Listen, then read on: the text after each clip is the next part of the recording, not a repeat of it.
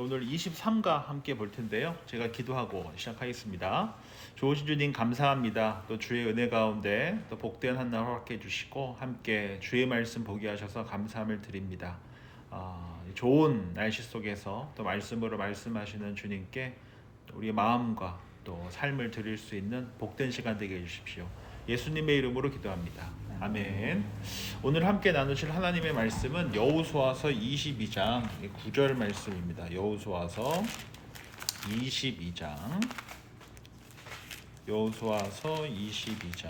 9절 말씀입니다. 구약성경 353쪽 구약성경 353쪽 이게 본인 성경책이 아니면 잘 못 찾아요. 여호수아서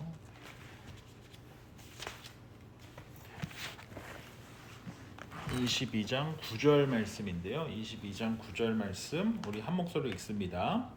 루벤 자손과 갓 자손과 므낫세 반 지파가 가나안 땅 실로에서 이스라엘 자손을 떠나 여호와께서 모세에게 명령하신 대로 받은 땅 곧 그들의 소유지 길라앗으로 가니라. 아멘. 오늘 이제 함께 나누실 말씀은 이스라엘 백성들이 요단강을 건너서 가나안 땅으로 들어오기 전에 두 지파 반이 목축하기에 너무나 좋은 땅이 요단 동편에 있어서 그 땅을 좀 미리 달라라고 이야기를 했었어요. 대신 너희가 이러한 선택을 하는 것은 12지파가 하나 되는데 옳지 않으니 모세가 이 두 지파 반에게 뭐라고 이야기를 했었냐면은 그러면 모든 지파가 땅 분배가 끝날 때까지 가장 앞장서서 전쟁에 임하고 모두 다 땅 분배가 마치고 나면 너희가 돌아가라. 그러한 조건으로 이제 두 지파 반에게 그 땅을 미리 요단 동편 땅 목축하기 참 좋은 땅을 주게 되었는데요. 바로 그 내용을 오늘 이제 여호수아서 22장을 통해서 함께 살펴보겠습니다. 우리 박주현 집사님께서 1절부터 3절까지 좀 읽어주시면 감사하겠습니다. 그때 여호수아가 르우벤 사람과 갓 사람과 므낫세 반 지파를 불러서 그들에게 이르되 여호와의 종 모세가 너희에게 명령한 것을 너희가 다 지키며 또 내가 너희에게 명령한 모든 일에 너희가 내 말을 순종하여 오늘까지 날이 오래도록 너희가 너희 형제를 떠나지 아니하고 오직 너희의 하나님 여호와께서 명령하신 그 책임을 지키도다. 예, 감사합니다. 1절 1번 보면 모세가 명령한 것을 지켰고 내가 명령한 일에 순종했으며 오랫동안 형제를 떠나지 않고 하나님께서 명령하신 책임을 지켰습니다. 라고 여호수아가 누구를 격려했냐라고 되어져 있는데 이 세 지파 이름이 언급이 되죠. 첫 번째가 루벤 사람, 갓 사람, 므낫세 반 지파라고 이렇게 언급되어져 있습니다. 즉 이 두 지파 반은 요단 동편 땅을 얻게 되고 나머지 9지파 반은 이 서쪽 땅 요단을 건너서 전쟁을 통해서 땅 분배를 받은 그 곳에서 땅을 받았다라고 하는 것을 우리가 볼 수 있는데 특별히 여호수아가 이들을 칭찬한 것은 모세의 명령을 다 지켰다는 것이고 여호와의 명령을 다 지켰다는 것이고 형제들을 버리지 않아 이것이 12지파라고 하는 것이 언약 공동체다. 한 몸이다. 라고 하는 것. 즉 이 신앙 공동체라는 것은 각자 도생하는 것이 아니라 함께 싸우고 함께 누리는 공동체다. 라고 하는 것을 여기서 우리가 볼 수 있는 거죠. 제가 우리 교회 이제 리더십이라고 할 수 있는 운영위원들이라든지 또 구역장님들한테 그 리더십 수련회 하면 똑같은 말만 계속 반복해요. 그래서 아마 이제 귀에 딱 붙으셨을 것 같은데 제가 보기에 교회가 건강하게 세워지기 위해서 세 가지가 되게 중요한데 첫 번째가 평화, 두 번째가 균형, 세 번째가 질서라고 생각을 한다라고 말씀을 드려요. 평화라는 게 뭡니까? 조금 열받아도 좀 참는 거예요. 평화를 위해서. 우리 부모로 살면서도 남편이랑 한바탕 할까 하다가 애들 보면서 한번 참잖아요. 이런 거 똑같은 거예요. 평화를 유지하게 하기 위해서. 교회에서도 뭐 큰 소리 내시고 싶은 마음이 왜 안 드시겠어요? 그래도 평화를 위해서 한 번만 참자. 두 번째가 이제 균형인데요. 이 균형이라고 하는 것은 이런 거거든요.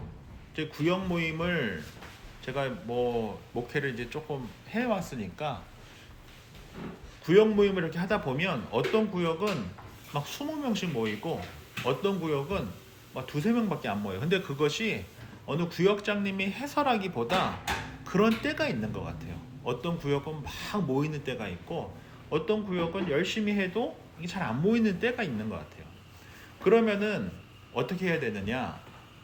정말 잘 모이는 구역의 에이스 분들이 좀 덜 모이는 구역으로 대거 옮겨주셔서 좀 이분하게 해주시는 것이 저는 그것이 되게 그냥 차에서 차 놔둬요. 중요하다라고 이제 이거 마셔. 이렇게 아, 생각을 합니다. 마셔봐. 뜨뜻해.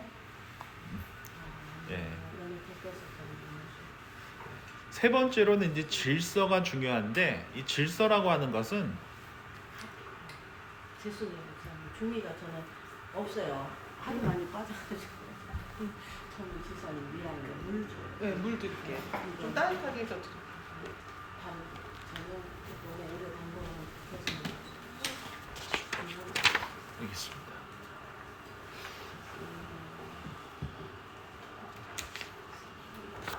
요거를 다 가져갔어요.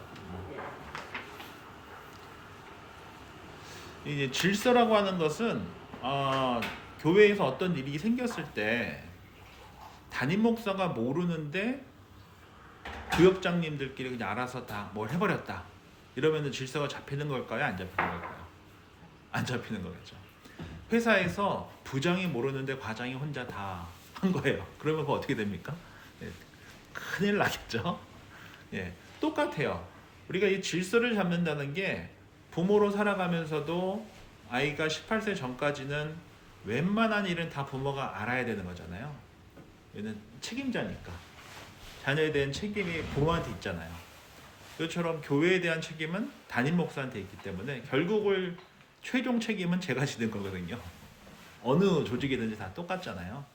그렇기 때문에 구역장님이나 운영위원분들이 하셔야 될 가장 중요한 일 중에 뭐가 있냐면 무슨 일이 있었으면 잘 이야기를 해주셔야 돼요. 그래서 담임 목사 모르는 일이 교회에서 막 이렇게 벌어지지 않도록. 예. 그래서 교회가 건강하게 세워지기 위해서는 평화를 위해서 참아야 된다. 균형 있게 세워져야 된다. 또 질서를 잘 잡아야 한다라는 것입니다. 그럴 때 교회가 건강하게 세워질 수 있다라고 하는 것을 제가 늘 반복해서 이야기를 하는데요. 사실 이 중에서 가장 어려운 것 중에 하나가 제가 목회를 해보니까 균형 같아요. 즉, 막 우리 구역이 막 20명씩 막 모여요. 근데 옆에 있는 이 구역은 2명 모여요. 그러면은 에이스 분들을 떼서 주면 되겠거니 이렇게 저는 생각하는데 그 구역은 절대 그런 생각을 안 해요. 못 합니다. 그런 구역을 제가 본 적이 거의 없습니다. 사실은. 왜 그러냐면은 우리가 이상하게도 이건 내 문제가 아니다라고 생각하는 경우가 많더라고요.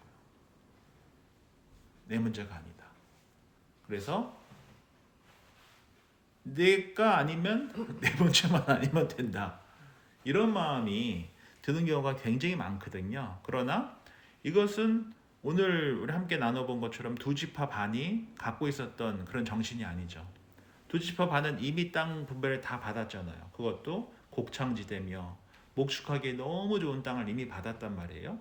그럼에도 불구하고 그들은 모세의 명령대로 여호수아의 명령대로 공동체를 하나 되게 하기 위해서 끝까지 최선을 다하여서 우리가 한 몸이라고 하는 것을 말로만 하지 않고 실제적으로 그렇게 보여줬었단 말이에요. 그래서 고린도전서 12장 26절에 보면 만일 한 지체가 고통을 받으면 모든 지체가 함께 고통을 받고 라고 되어져 있고 갈라디아서 6장에도 보면 너희가 짐을 서로 지라 그리하여 그리스도의 법을 성취하라 라고 되어져 있고 우리가 꿈꾸는 교회인 초대교회 때도 사도행전 2장에 보면 믿는 사람이 다 함께 있어 모든 물건을 서로 통용했다라고 되어져 있는 것을 봤을 때 하나님께서 기뻐하시는 것은 한 몸으로 살아가는 것이구나 라고 하는 것을 나만 생각하고 내 문제만 아니면 돼가 아니라 우리가 공동체 정신을 갖고 살아가는 것이 참으로 중요하다라고 하는 것을 보게 되죠. 나만 아는 것은 사실은 아이잖아요. 그렇지 않습니까? 내 것만 생각하는 것은 아이잖아요. 우리 것까지 되기 위해서는 부모가 돼봐야 그나마 조금 우리 거가 되지. 사실 결혼해서 자녀들 키우기 전까지는 늘 우리 뭐하고 살았습니까? 내 거면서 살다가 그래서 요한복음 13장에도 보면 너희가 서로 사랑하면 이로써 모든 사람이 너희가 내 제자인 줄 알리라 라고 말씀하셨던 것처럼 우리가 서로 사랑하면서 한 몸이 되는 것이 기독교에서 너무나 중요한 정신이다 라고 하는 것입니다. 제가 개인적으로 좋아하는 목사님이셨던 이 팀 켈러 목사님 책 중에 센터 처치라고 하는 책이 있어요. 그 책이 이렇게 두꺼워요. 엄청 두꺼운 책인데 이 책의 주요 내용이 뭐냐면 교회는 30년에서 40년이 되면 교회의 대부분의 에너지를 세상 밖으로 쓰지 않고 안에 있는 이들을 유지 보수하는 데 대부분의 에너지를 다 쓰게 되어 있다 라고 이야기하면서 그래서 교회가 더욱더 지역사회를 섬기고 선교하는 교회가 되기 위해서는 끊임없이 교회를 분립시켜야 된다. 그래서 나는 노숙자를 위한 사역을 하겠어요. 나는 이미그런트를 위한 사역을 하겠어요. 나는 뭐뭐한 자들을 위해서 사역하겠어요 라고 지원을 받고 그분들을 2년 3년간 잘 훈련을 시켜서 3년 동안 재정적으로 풀리 서포트를 하는 사역이에요. 이게 이제 센터 처치라고 하는 이 팀 켈러 목사님이 그 뉴욕 맨하튼에서 하셨던 그 사역인데 이것을 책으로 만들었어요. 근데 사실 이 책이 무슨 책이냐면 Reformed Theological Seminary라고 그 신학교에서 THM이라고 하는 이제 신학 석사 과정에 이 교회랑 이 그 코앞처럼 실제로 학교 수업보다 여기서 실습을 하면서 훈련을 받고 분리개척을 직접 하게 하는 그런 프로그램이 있었거든요. 그 프로그램을 이제 운영을 했었던 것이에요. 그러면서 정말 세계 굉장히 많은 지역에 제가 알기로는 300명 이상 분들의 목회자들을 분리개척시켜서 사역한 그 내용을 기초로 해서 쓴 책이 이 센터 처치라고 하는 이 책인데 이 책에 이제 팀 켈러 목사님이 뭐라고 말씀하셨냐면 복음은 단지 개인만을 구원하는 메시지가 아니라 새로운 복음 공동체를 창조하는 것이다. 창조하는 능력이다라고 했거든요. 즉 복음 때문에 나랑 전혀 다른 사람들과 하나가 되고 하나의 공동체가 되는 것이 바로 이 복음의 능력이다라고 이야기하면서 팀 켈러 목사님은 세상 사람들은 보통 내 취향, 그러니까 나는 이런 걸 좋아하는 사람이에요. 나는 짜장면 좋아하는 사람이에요. 나는 짬뽕 좋아하는 사람이에요. 그래서 짜장면 좋아하는 사람들끼리만 모이는 거 취향, 계층. 나는 뭐 한 사람이고, 나는 어떤 직장 다니고, 나는 무슨 대학을 나왔고, 나는 뭐 어디 살고 한국같이 따졌을 때 이런 사람이에요. 나는 정치적으로 오른쪽에 있는 사람이에요. 나는 왼쪽에 있는 사람이에요. 또는 나는 이러한 문화 속에서 큰 사람이에요. 또 이것이 나한테 이익이 되는지 이익이 안 되는지에 따라서 취향, 계층, 정치, 문화, 이익에 따라서 사람들이 모이기 마련인데 복음 공동체라고 하는 교회는 서로 다름에도 불구하고 그리스도 안에서 하나가 되기 위해서 부단히 애쓰는 공동체다. 이것이 바로 복음의 능력이다라고 이야기하면서 초대교회 때는 유대인과 이방인이 어떻게 됐습니까? 크리스찬, 그리스도인을 따르는 사람이라고 하면서 하나가 되기 위해서 애썼거든요. 문화가 다르고 언어가 다르고 배경이 너무나 다른데 하나가 되기 위해서 애를 쓰는 것이에요. 부자와 가난한 자가 하나가 되는 거예요. 노예와 자유인이 하나가 되는 것이에요. 그래서 그들이 함께 예배를 드렸거든요. 이것이 바로 사실은 복음의 능력입니다. 사회에서는 불가능한 일이 교회 공동체 안에서 일어났었던 거거든요. 사실 100여 년 전만 해도 조선 땅이 신분 차이가 사람을 결정했던 사회잖아요. 근데 유일하게 그거에 어게인스트 했던 곳이 어디예요? 교회였거든요. 그리고 그 교회에 선교사님들이 오셔서 학교를 세우고 병원을 세우고 또 고아원을 세우고 그러면서 한국 저반으로 쭉 들어가 거기서 복음의 능력을 통해서 하나가 되게 이렇게 했잖아요. 내 신분에 따라서 모이는 것이 아니라 신앙에 따라서 함께 모이게 되는 공동체, 학교, 병원 그런 일들이 일어났었잖아요. 이처럼 복음이라고 하는 것은 나랑 전혀 다른 사람들과 하나가 되게 하는 것이다 라고 이야기하면서 교회는 복음은 이러한 능력, 즉 교회라는 것은 이러한 복음의 능력을 경험하며 공동체적인 책임을 짓는 곳이 되어야 한다라고 이야기를 하셨던 것이에요. 그런데 많은 경우 이 팀 켈러 목사님이 보시기에 오늘날의 교회가 소비 장소가 되어버렸다라고 이야기를 하면서 내가 서로 섬기기 위해서 교회 공동체에 일원이 되어 있는가? 아니면 내 필요를 소비하고자 일원이 되었는가? 나는 오늘날 한국 교회에서 또 우리가 섬기는 오늘날의 교회에서 무엇을 얻고자 하는가? 그리고 누구를 세우고자 하는가? 이것을 좀 물어볼 필요가 있다는 것이에요. 우리는 이 교회 공동체에서 더불어 살아간다고 하면서 무엇을 얻고자 하는가? 누구를 세우고자 하는가? 그래서 이 팀 켈러 목사님은 이 초대 교회의 공동체, 이 복음의 능력으로 교회가 세워졌을 때에는 이 초대 교회 때는 가난한 자를 돌봤고 병든 자를 돌봤고 박해받은 자들을 지원했고 재산을 나눠 단순 친목이 목적이 아니라 복음 안에서 나랑 전혀 다른 사람들과 하나가 되기 위해서 애썼던 공동체였고 이것이 바로 복음의 능력이다 라고 이야기했습니다. 그래서 우리 베리하는 장로교회에서도 다르려고 하면은 엄청 다르거든요. 나는 이민 1세대다, 2세대다, 3세대다 또는 4세대다 이렇게 이야기할 수도 있고 언어 때문에 무엇 때문에 하는 일 때문에 어디 사는 것 때문에 얼마든지 우리가 갈라질 수 있지만 복음 안에서 우리가 하나 될 때 복음의 생명이 있구나 라고 하는 것을 우리가 깊이 경험할 수 있다라고 하는 것을 우리가 잊지 않았으면 좋겠습니다. 두 번째 질문 볼 텐데요. 우리 5절 말씀을 우리 홍보란 성도님께서 좀 읽어주시면 감사하겠습니다.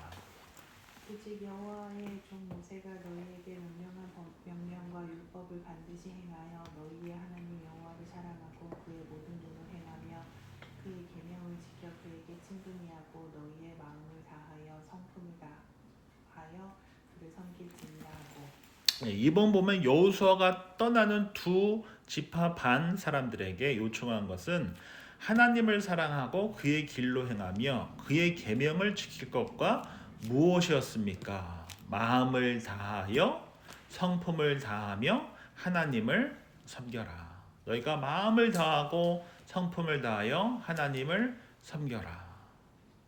이 섬긴다라고 하는 것을 저는 헌신한다라고 이야기할 수 있을 것 같아요. 하나님을 위해서 헌신해라. 여기서 헌신하다라고 할 때 한자로 헌자가 드리다, 제물로 올려 드리다, 바치다 이런 뜻이 있고 두 번째 신자는 무슨 신자입니까? 몸 신자거든요. 그러니까 몸을 드리는 거예요. 헌신이라고 하는 것은 말을 드리는 게 아니라 몸을 드리는 거예요. 생각만 드리는 게 아니라 몸을 드리는 거거든요. 그래서 내 삶을 드리고 시간을 드리고 재능을 드리고 이렇게 하나님께서 내 삶의 주인 되신다라고 하는 것을 인정하는 것이 참된 헌신이다. 그래서 여호수아가 이 두 지파 반 사람들에게 요청한 것이 뭡니까? 헌신된 삶을 살아야 한다라고 이야기했었다라고 하는 것을 우리가 볼 수 있는데요. 왜 그랬는가? 바로 신명기 8장에 보면 모세가 뭐라고 이야기했었냐면 내가 먹어서 배불리고 아름다운 집을 짓고 거하게 되면 그때에 내 마음이 교만해질 것이다. 신명기 6장에 보면 내가 채우지 아니한 아름다운 성읍을 얻고 내가 먹어서 배부를 때에 너는 조심하여 여호와를 잊지 말아라.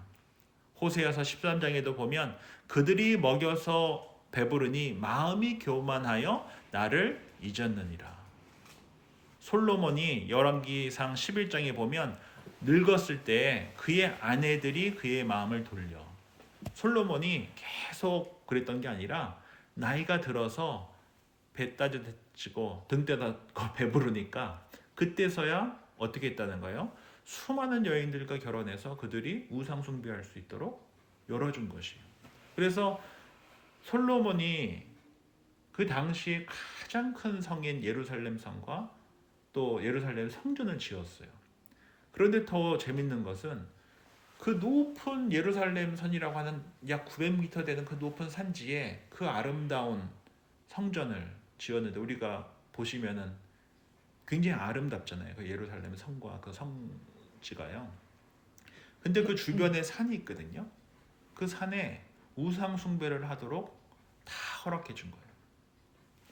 예루살렘 성에서 제사 드리기 위해서 제물을 잡아서 염기를 올려드리는데 옆에 있는 산에서 어린 아이를 잡아서 제물로 드리고 옆에 있는 산에서는 성전에 오만 그 성창이라고 막 혼음하는 그런 일들이 막 일어나고 그랬었던 것이거든요. 그게 왜 그랬느냐?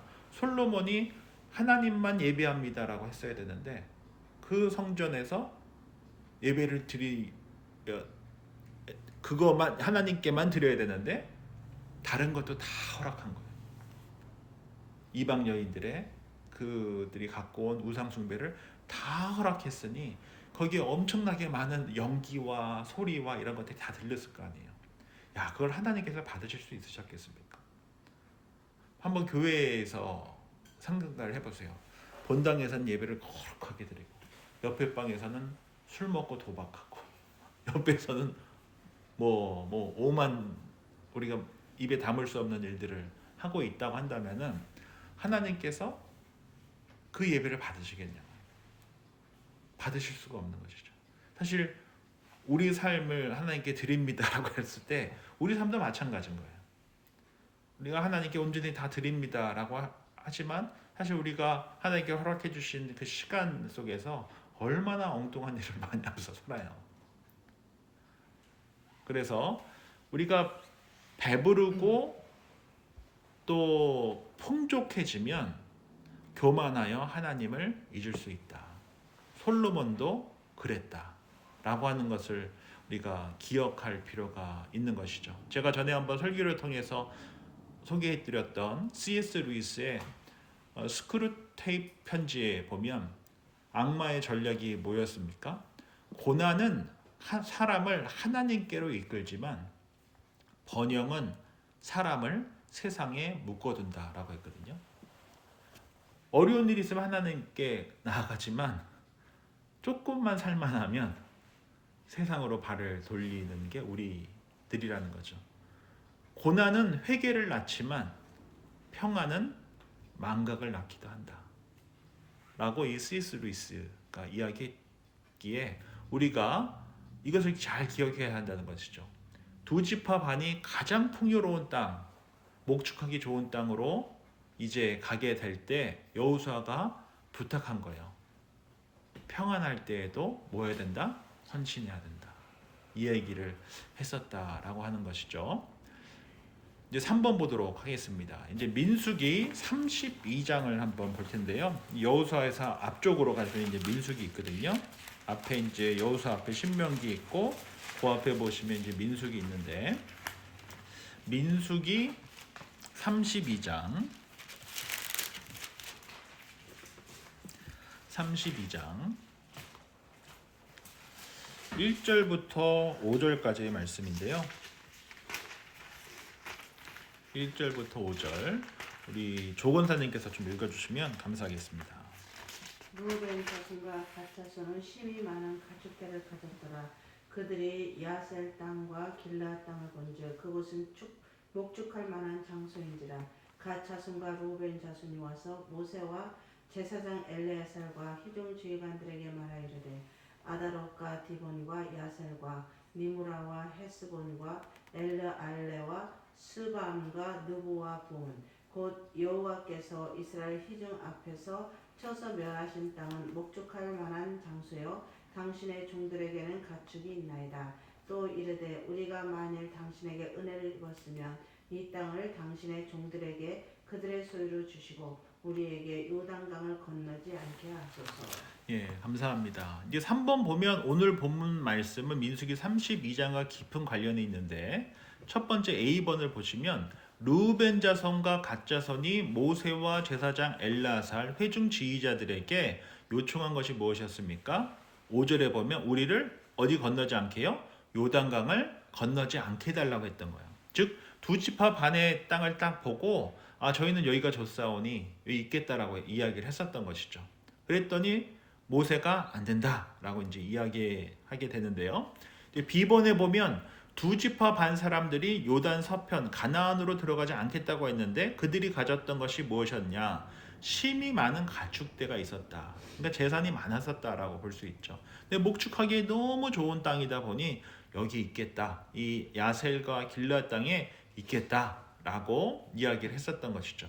그러자 이제 10번에 보면 모세가 뭐라고 이야기합니까? 모세는 요단강을 건너지 않게 해달라는 두 지파 사람들의 말에 하나님께서 주신 땅으로 가려는 다른 사람들의 사계를 꺾는다고 진노했고 이러한 행위는 마치 가데스바니아에서 정탐하고 온 10명의 사람들이 부정적으로 보고함으로써 가나안 땅에 들어갈 수 없게 된 것과 같다라고 했습니다. 그때 두 지파 반 사람들이 약속한 두 가지가 뭐였습니까? 가장 앞장서서 싸우겠다.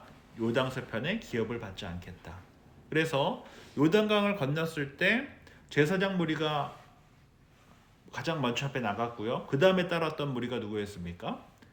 이 두 지파 반이 따랐고요. 그 다음에 200만의 이스라엘 사람들이 요단강을 건널 때 그 순서대로 건넜었잖아요. 그래서 이들이 늘 맨 앞에서 앞장섰다라고 하는 것을 우리가 볼 수 있는 것이고 마침내 그 모든 미션을 컴플리트하고 이제 약속의 땅으로 돌아가게 되는 내용이 이제 오늘 본문인 것이죠. 4번 보도록 하겠습니다. 우리 다시 여호수아서 22장으로 돌아와서 6절 말씀을 우리 구건사님께서 좀 읽어주시면 감사하겠습니다.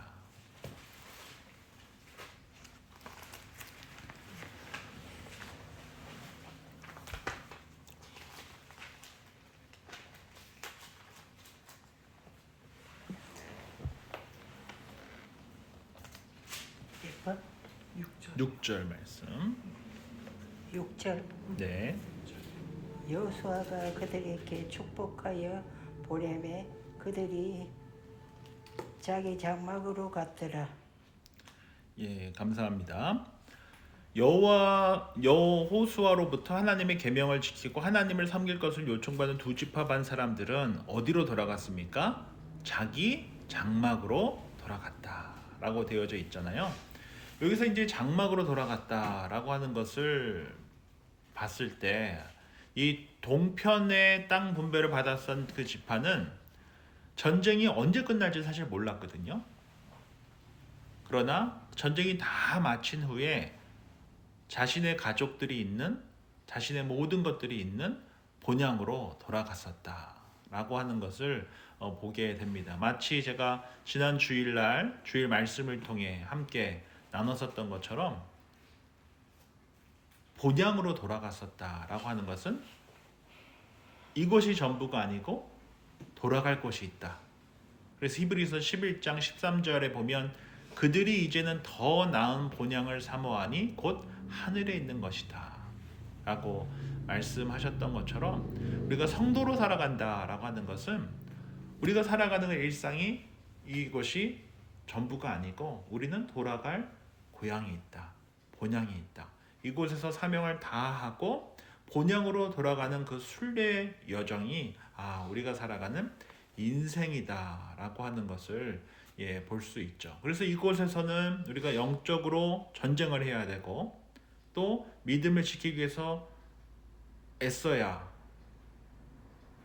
하나 우리 성도는 본향을 가는 순례자라고 하는 사실을 잊지 말고 히브리서 11장 말씀처럼 더 나은 본향을 사모하면서 살아가는 이들이 바로 저와 여러분들이다 라고 하는 것을 봤을 때 우리가 성도로 살아가면서 때로는 눈물 나는 일들이 있고 때로는 수고할 때가 있고 영적으로 전쟁하며 살아가지만 결국 우리가 갈 곳이 있습니까 없습니까? 있다라고 하는 것을 본향이 있다라고 하는 것을 잊지 말고 우리가 신앙생활 한다는 것은 본향을 바라보면서 하루하루 주어진 삶을 소망 가운데 살아가는 것이다 라고 하는 것을 우리가 기억하는 것이 중요하겠죠. 마지막으로 5번 볼 텐데요. 우리 7절 8절 말씀을 박지원 집사님께서 읽어주시면 감사하겠습니다. 므낫세 반 지파에게는 모세가 바산에서 기업을 주었고 그 남은 반 지파에게는 여호수아가 요단 이쪽 서쪽에서 그들의 형제들과 함께 기업을 준지라.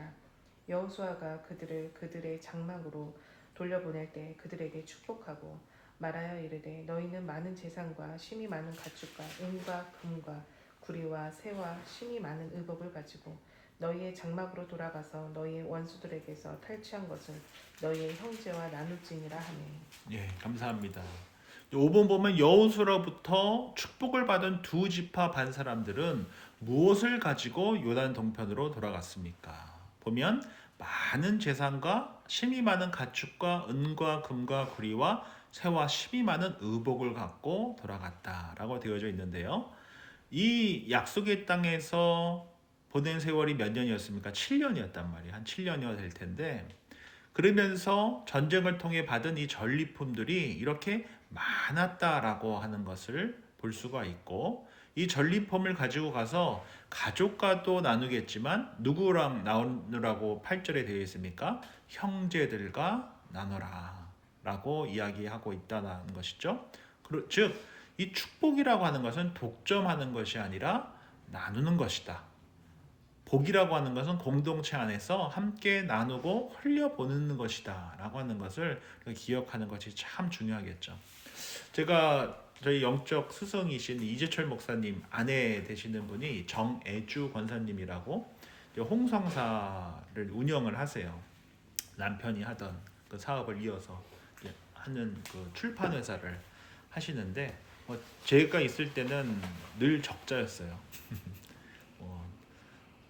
왜 하실까 이런 생각도 들었으나 기독교 출판 업계를 위해서 참 헌신하는 모습을 보면서 쉽지 않은데 참 대단하시다 이런 생각을 했었는데요. 제가 이제 청년부 사역을 할 때 정혜주 권사님을 한번 강사로 모셔서 20대 청년들, 대학생들 대상으로 이렇게 그런 시간들을 조금 가졌었는데요.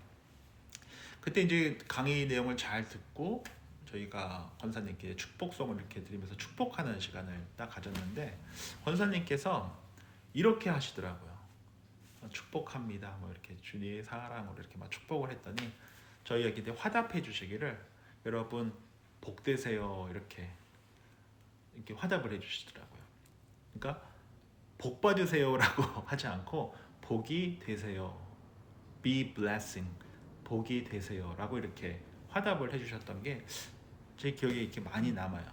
사실은 이 말씀이 창세기 12장 1절 2절이 아브라함을 하나님께서 부르실 때 뭐라고 말씀하셨냐면 제가 한번 찾아볼까요? 창세기 12장 1절. 창세기 12장 1절.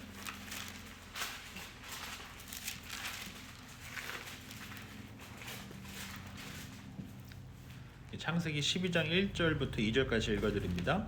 여호와께서 아브라함에게 이르시되 너는 너의 고향과 친척과 아버지의 집을 떠나 내가 내게 보여줄 땅으로 가라. 내가 너로 큰 민족을 이루고 내게 복을 주어 내 이름을 창대하게 하리니 너는 뭐라고 되어 있습니까? 복이 될지라. 복 받아라 라고 이렇게 써있지 않고 뭐가 되라고요? 복이 되라 라고 말씀해 주셨다라는 거죠. 즉 복이 되는 삶을 살아가게 하시기 위해서 아브라함을 하나님께서 부르셨다면 바로 저와 여러분들 또한 하나님께서 복이 되라고 부르셨다라고 하는 것을 잊지 않는 것이죠. 즉, 복 받으세요라기보다 복이 되세요라고 하는 것이 더 성경적인 표현이다라고 우리가 볼 수 있죠. 그리고 나서 3절에 보면 너를 축복하는 자에게는 내가 복을 내리고 너를 저주하는 자에게는 내가 저주하리니 땅의 모든 족속이 너로 말미암아 복을 얻을 것이라 하신지라. 이것이 바로 복이 되는 자인데 바로 이 사명을 아브라함이 75세 되는 해에 받게 되었다는 것이에요. 그리고 이 아브라함, 이삭, 야곱, 요셉 이를 뭐라고 부릅니까? 족장들이라고 부르거든요. 이 족장 시대가 약 한 300년 정도 됐어요. 그리고 요셉이 애굽으로 들어가 모세가 출애굽할 때까지 약 몇 년입니까? 400년이에요. 그러니까 한 700년 정도 있었고 광야에서 4년, 40년 그리고 가나안 땅에 들어와서 7년. 그러니까 47년이라는 시간이 보냈죠. 대략 747년, 약 800년 좀 안 되는 그때에 비로소 여호수아를 통하여서 약속의 땅에 들어와 뭐가 되라고 하는 그 약속의 말씀이 성취되게 되는 거예요. 복이 되라. 약속의 땅에 들어와서 너희가 뭐가 되라고요? 복이 되라. 이스라엘 백성들이 이제 12지파가 다 땅 분배를 받고 마침내 아브라함에게 주어졌던 그 사명이 온전히 성취되는 것이죠. 이제 너희가 이 약속의 땅에 들어와 뭐가 되라고요? 복이 되라. 그래서 저는 우리 귀한 성도님들 삶 가운데 내가 있는 이 삶의 자리에서 뭐가 되는 삶을 살아야 되겠습니까? 복 받는 삶이 아니라 복이 되는 삶. 나 때문에 내 주변에 있는 사람들이 나를 통하여서 우리 교회 공동체가 나를 통하여서 우리 자녀들이 나를 통하여서 우리 이웃들이 뭐 하는 삶이요? 복이 되는 삶. 복 받는 삶을 살아가는 자들이 바로 우리 사명자들이다라고 하는 거죠. 내가 복 받을게요가 아니라 나를 통하여서 하나님께서 복을 주시는 삶. 나를 통하여서 내가 도구가 되어서 통로가 되어서 내 주변에 있는 분들이 우리 교회 공동체가 가족이 하나님의 복을 받는 삶. 이러한 삶을 살아가라고 우리를 불러주셨다라고 하는 거죠. 제가 농담 반 진담 반 하는 이야기지만 저는 정말 우리 베리하는 장로교회가 복이 됐으면 좋겠어요. 이 베리 땅이 복이 되었으면 좋겠어요. 그래서 문화적 차이, 언어적 차이, 뭐 여러 가지 제한들이 있는 것은 사실이나 하나님께서 우리를 베리로 불러주셔서 베리하는 장로교회로 모이게 하셨을 때 우리가 정말 복이 되어서 작게나마 도움을 줄 수 있는 교회 공동체가 됐으면 좋겠다. 작게나마 우리 교회를 통하여서 우리 주변에 있는 누군가가 하나님의 큰 복을 받는 공동체가 되었으면 좋겠다라고 하는 마음을 늘 갖고 있습니다. 그래서 우리끼리 모여서 행복하고 좋은 공동체를 넘어 정말 사명자로 살아가는 이들이라고 한다면은 우리가 복이 되는 거죠. 그래서 우리를 통하여서 이 조지안 칼리지 학생들이 복을 받고 우리를 통하여서 RVH 환자분들이 복을 받고 우리를 통하여서 이 다운타운에 있는 노숙자분들이 복을 받는 그런 일들이 작게라도 좀 시작되기를 바랍니다.